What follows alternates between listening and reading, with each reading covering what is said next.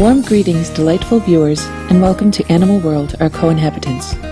Today we once again journey into the realm of animals with Carol Gurney, a noted telepathic animal communicator, author, and founder of the US-based Gurney Institute of Animal Communication, to learn about their marvelous ways of expressing their thoughts and feelings. Many of us have a deep desire to understand animals and feel it would be wonderful if we could speak to them directly, just as we do with humans.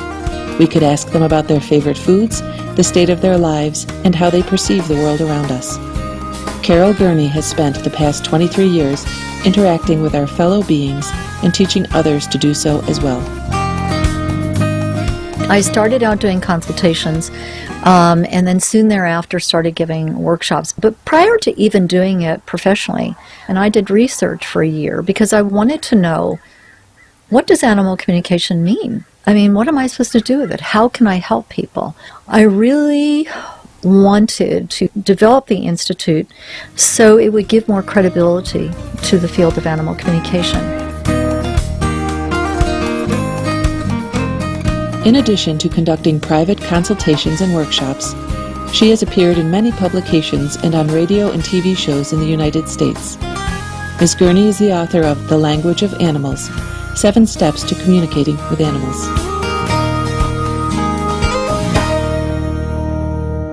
You can talk to any type of animal. You know, I've done rabbits and iguanas and dolphins and whales and giraffes. There is no limitation. I communicate more with domesticated animals rather than the wild animals. My chiropractor had a client who came in and that was their pet. They loved the salamander.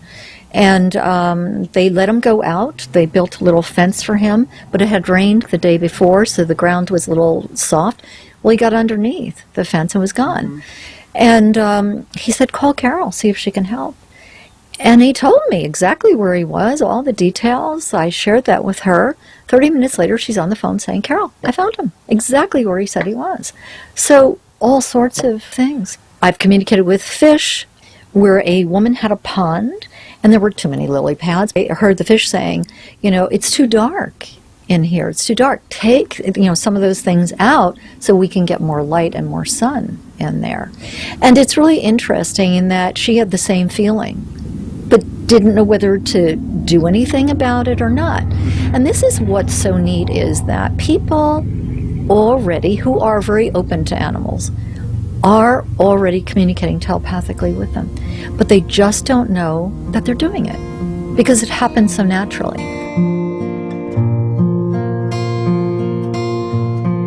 Telepathic animal communicators can tune in with our animal friends across space and time. Carol next describes how she helped a worried caregiver locate his missing cat companion. Find a lost animal. It's the same way in communicating with an animal that was right here, and it's a matter of tuning into them, long distance. The first question that we ask is, are you still in your physical body? If you get a yes, then you ask them, show me where you are. And really, it's a lot of images that you really need to get from the animal to find out where they are. My first case was with Richard Siegel and his cat, Willie, and Willie was deaf. He brought a new puppy in the household, and the cat ran away. Richard called me and said, oh my God, Carol, can you help me? And I said, gee, I get that he's still in his body, and this is what he shows me.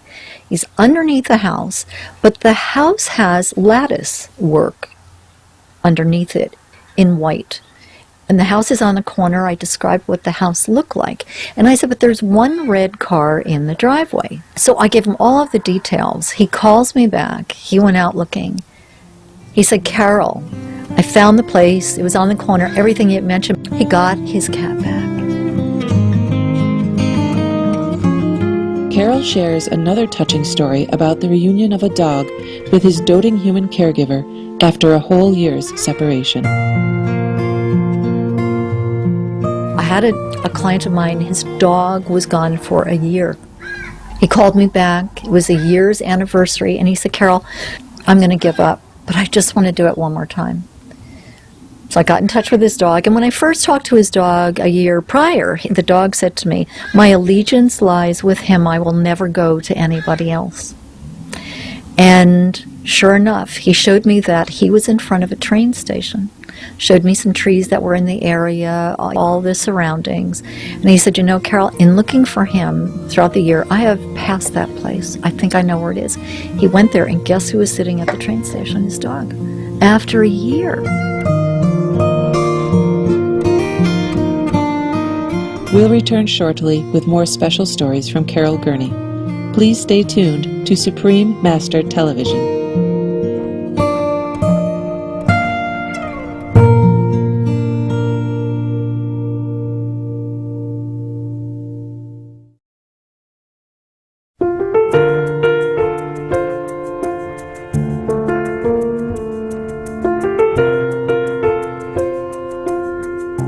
Welcome back to Animal World, our co-inhabitants, as we continue our insightful interview with Carol Gurney, a noted telepathic animal communicator from the U.S., author, and founder of the Gurney Institute of Animal Communication.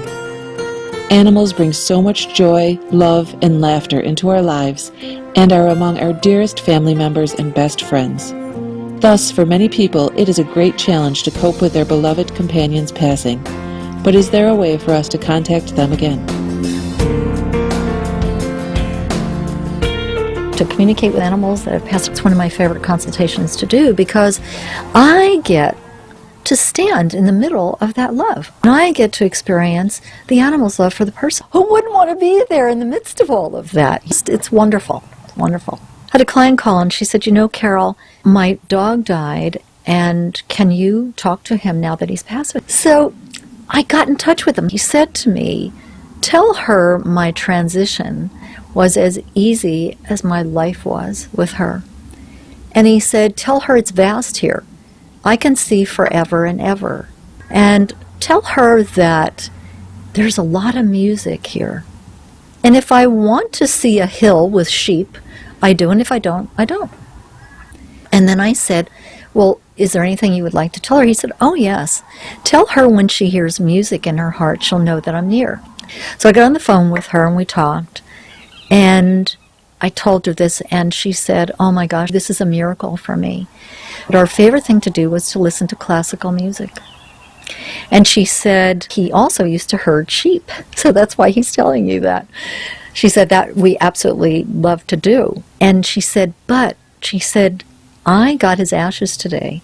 I had him cremated. I was putting the urn on the mantle." And she said, "I heard a piece of classical music come on. And she said, as I did, she said, I could feel him here in my heart." She said, "I could feel him here." Why do animals come to Earth? Miss Gurney now shares her thoughts on this topic. Animals are really a reflection of us. They are some of the greatest teachers we could ever hope to have. One of their primary reasons of being in our lives is to teach us how to love ourselves unconditionally. They could care less how much money you make, what you do for a living, what you look like. They truly love you for who you are.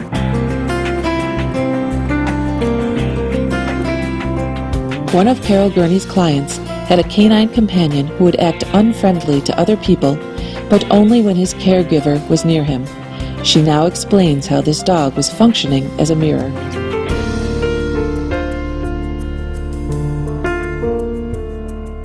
Well, the bottom line was, from talking, we saw that she is very uncomfortable socially. She said, "Carol, I'm just uncomfortable around people." And then the light bulb went on for her, and she said, "Oh my gosh, this isn't about my dog. It's about me."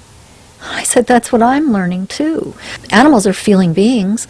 He feels that fear, and so what does the dog do? He knows that you fear the people. He pushes the people away from you to keep you safe. Your dog wants to protect you because he loves you so much. Another client, an alcoholic, would go on the binge. She got a dog from the rescue organization. And the dog started having seizures when she would go on a binge. Well, she would have to get the dog to the vet when that happened. Guess who stopped drinking?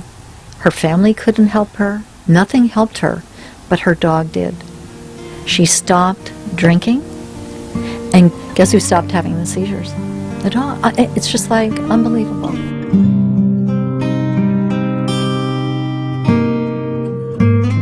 In closing, Ms. Gurney reminds us to always keep our animal companions up to date about what's going on around them, so they can sit back, relax, and enjoy their love-filled homes with us.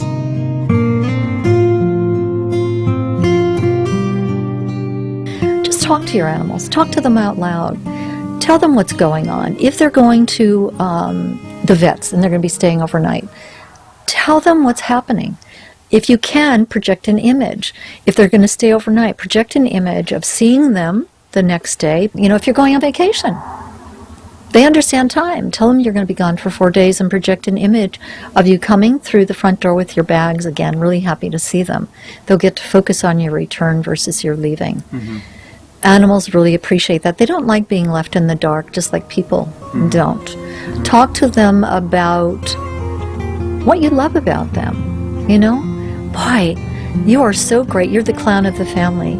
You keep us laughing, and you have no idea what that does for us after a hard day at the office, you know? Things like that. For more details on Carol Gurney, please visit www.gurneyinstitute.com. The Language of Animals, 7 Steps to Communicating with Animals, and other media by Ms. Gurney are available at the same website. Our sincere thanks, Ms. Carol Gurney, for sharing your beautiful experiences with animals and giving us a glimpse into their fascinating world. May their wise messages and benevolent natures touch the hearts of humanity and thus uplift the consciousness of our planet. Lovely viewers, we enjoyed your company today on Animal World, Our Co-Inhabitants. Coming up next is enlightening entertainment after noteworthy news. May the world soon adopt the compassionate, animal-free vegan lifestyle to save the planet.